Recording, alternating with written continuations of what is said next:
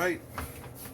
Hello, I'm Dave. This is Dave Explains, and as promised, heated seed pads. Seed heating pads? Seeding pads? Not really sure. Anyway, in the Army, this is how you learn how to open a box. Push in on the sides, grab the tape that is now opened, and tear, and then tear. And this is not the seating thing. Those are wireless speakers. All right, just knocking everything over. What is this? This is, okay. So I got the controller separate. Sorry. You plug this in, and it's got a little suction cup. I don't know what that's going to necessarily be used for, but whatever. So here's your temperature sensor, and you put this up with the pad. I thought you could just hang it in the room, because this is only supposed to go 20 degrees above ambient temperature. So if it's 70 degrees in here, I can go up to 90. And then you just measure the heat of the room. That's what I thought that we were going to do with this. But I guess this temperature probe goes on the seating mat to measure the heat of the seating mat, which is also fine. And then when it goes below temperature, whatever you have plugged into here will get charged. So obviously you can use this for any number of things that you want a temperature control to be on. Like for instance, if you had a pool and you had like an overflow that the pool would drain into, and on the other side you had hot water coming in. So every time this dipped below the temperature you set it at, this would turn on a water pump that would allow that hot water to come in. So I believe this nice thin package is going to be the individually, no. So these vents don't have a cover, like a filter, and I bought these nice little things that you put over the hose, and it has like this mesh to kind of filter out anything. So like if I end up getting like fruit flies in here, they'll only be in here. They won't fly up the exhaust and get chopped up by the fan and then spray us with dead flies. I don't know. But I mean, it also protects the intake as well from larger pieces of dust or spiders or whatever wants to try to get in here and they get chopped up by that fan. So now there's this package.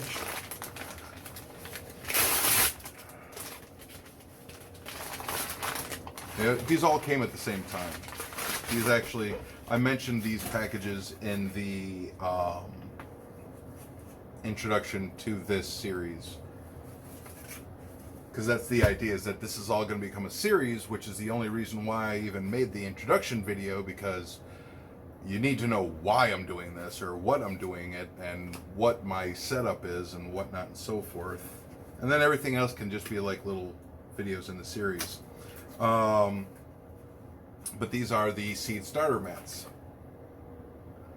I believe these cost, so you can get an entire kit for about $30 with the probe controlled outlet and one mat, and those are usually around $30. I, however, found out that I can order this for $15 and this for around $9. So that's what I did. And a lot of this is just curiosity, because I want to see. This is the bottom, I'm presuming, because this has got writing on it. Does the bottom get hot? And the top, does the bottom stay cool and the top gets hot? Or do they both get hot? Do I need to get like a silicon, because people have been burned by like heating pads and whatnot. Should I get like a silicon baking sheet or something to put underneath this to protect any like fires happening? That's like my big thing, even though this is supposed to be fire retardant in here.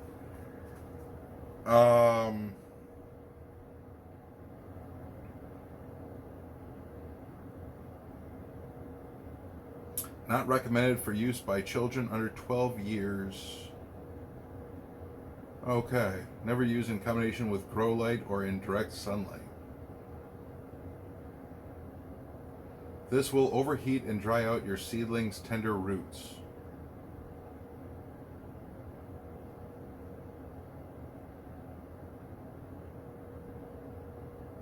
Oh, sorry.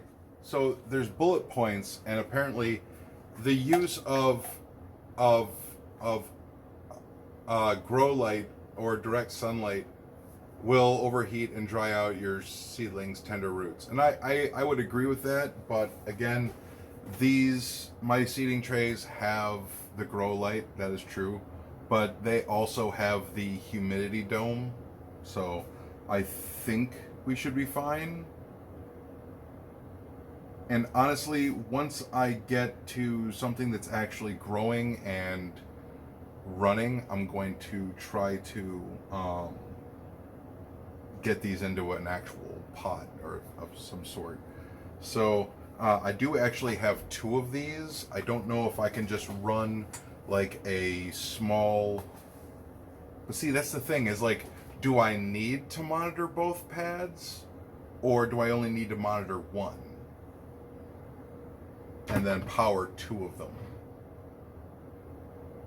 So I really don't know. There also might be a problem with amperage, but I would think that really there's just a relay in here, and a cheap relay should be able to handle, I want to say, at least 3 to 5 amps.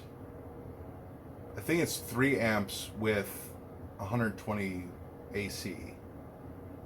And this is 21 watts. And at 21 watts, that's at one amp, that would be 20 volts. And this is 1/6 of that. So we're talking about 1/6. So roughly 16 and a half.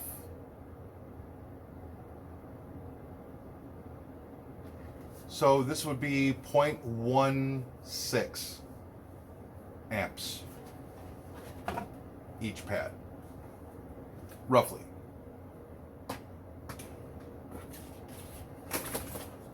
So I'm not really sure what I'm looking at here. Oh, look, they have a nice little thing on here: basil, broccoli, cabbage, and it has like the approximate days to germination with this setup. Gosh, it is both hot and humid in here, because I already built up the heat, but I think like I'm getting humidity from outside because it's still summer. Oh man. GJBIAO@dgjxzm.com. That's totally an email that I would want to go ahead and write to. Just asking for spam at that point. One thing that I don't like so far is that I didn't get like a little metal hook or anything. But I mean, this temperature probe wire seems to be pretty long. That's a pretty sizable bundle. This cord, I suppose I should have looked online. I usually do that with power strips to see how long the cord is. See how long I need it to be. The power cord is almost long enough to reach to the ground. If I hung it from the ceiling. It's short by about 4-5 inches. So I could definitely hang this and get to this power block right here. And hang this up along the wall or even down on that wall. This is like my wiring wall, and I don't really like how I have it set up because it's... Oh, I'm glad that I bundled everything. I need to get this better. I think I could do better. It's just the problem of trying to use less wires, but also control different setups. Because I would love to do like smart power blocks to control the air, the ventilation system. Another one to control the lights, and then another one for the heat. So that would be something to do at some point.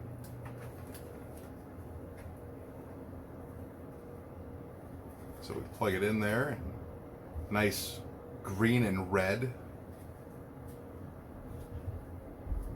My dad said he never wants to buy a car with red lights on the interior because just kind of angry.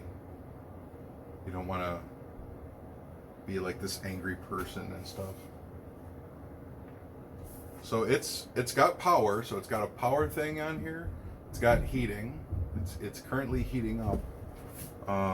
It's not. I don't feel like it's cold anymore, but I don't feel that it's hot either.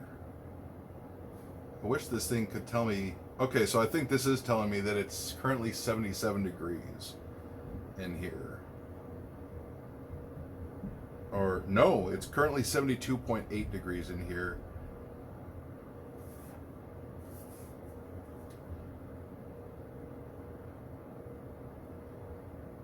Oh, okay, so the suction cup is supposed to stick onto the mat, but the mat is not very suction cuppable.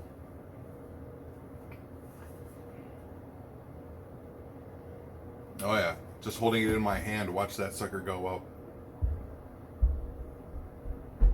So I could use this to diagnose my kids for temperature or something. Anyway, I think I can use 550 cord to hang this up because 550 cord does have a resistance to being burned. Like you can melt it and everything to get your stuff cleaned up, but it's, you know, I don't really feel like this is getting warmer per se. And what I really don't like is that the bottom is flat so that you can definitely put it on a surface, but the top part is all just pillowy. So like I don't feel like the mat, the seed trays are gonna like lay nice and flat on this. So that is one kind of downside.